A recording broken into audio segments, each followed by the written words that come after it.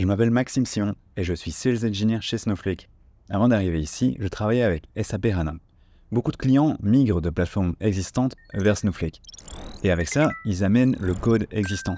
On voit beaucoup d'exemples de code qui peuvent être difficiles à migrer vers une nouvelle plateforme. Dans cette vidéo, je vais prendre l'exemple de la fonction WorkDaysBetween de SAP HANA qui permet de calculer le nombre de jours travaillés. Dans SAP HANA, WorkDaysBetween s'utilise comme ceci. Vous lui donnez l'ID du calendrier de l'usine que vous voulez utiliser, AU, vous lui donnez une date de début et une date de fin. Et après l'exécution, SAP HANA vous rend un nombre de jours qui sont travaillés entre ces deux dates. Bien sûr, cette fonction n'existe pas dans Snowflake de base. Et c'est quelque chose qui pose problème à pas mal d'utilisateurs. Par exemple, ici, on a un post sur Stack Overflow, équivalent de SAP HANA Workdays dans Snowflake. Et l'utilisateur demande comment on peut le faire. Ce sont les réponses à ce post qui m'ont inspiré à faire cette vidéo. WorkDaysBetween est basé sur la table TFACS qui existe dans les systèmes SAP. Et c'est un cas super intéressant d'aide technique qui a survécu au fil des années. TFACS va prendre l'ID du calendrier de l'usine et pour chaque année, on va stocker si oui ou non c'est un jour travaillé avec un 0 ou un 1 pour chaque jour de chaque mois. Donc, mois 1, mois 2, mois 3, mois 4, jusque 12. Et pour chaque jour, on va avoir un 0 et un 1. Et c'est comme ceci que le système SAP, R3 d'abord, et puis ensuite ERP, et puis maintenant S4, sait si c'est un jour travaillé ou un jour férié pour cette usine. Et donc, la fonction WorkDaysBetween vient compter le nombre de 0 et de 1 dans ces cases afin de savoir le nombre de jours travaillés entre deux dates. Nous allons la recréer dans Snowflake avec une vue et une fonction utilisateur.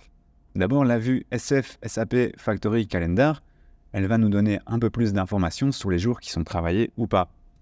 Je recrée cette vue, et ce que je fais ici, c'est pivoter les mois d'abord, afin d'avoir ici, dans chaque ligne, les différents mois pour les différentes usines. Je prends maximum de 31 jours par mois qui sont générés automatiquement, et je vais flaguer le nombre de jours que j'ai dans un mois, et ensuite, je vais aller compter les 1 et les 0 pour compter si c'est un working day ou si c'est pas un working day. J'attache l'année, le mois et le jour afin d'avoir une date. Le résultat, c'est une vue qui est simple d'utilisation, qui me donne les différents calendriers pour les différentes usines, et chaque date pour ce calendrier, est-ce que c'est un jour travaillé ou est-ce que c'est un jour férié? Ici, pour les jours de semaine, j'obtiens que c'est un jour de travail. Et ici, pour les samedis et les dimanches, j'obtiens que c'est un jour férié, false. Sur base de cette vue, on peut faire une fonction très simple en SQL. Cette fonction, elle vient compter le nombre de jours. Ici, depuis notre calendrier, on va prendre les jours qui sont seulement concernés par le calendrier de l'usine que nous voulons vérifier. Ensuite, on va compter les jours entre la date de début et la date de fin, et on va seulement compter les jours qui sont des working days, donc là où le flag est true. Quand on veut utiliser cette fonction, on lui donne une ID d'usine, on lui donne une date de début et une date de fin. Et sur ce mois-là de mai en 2020, on obtient 24 jours travaillés.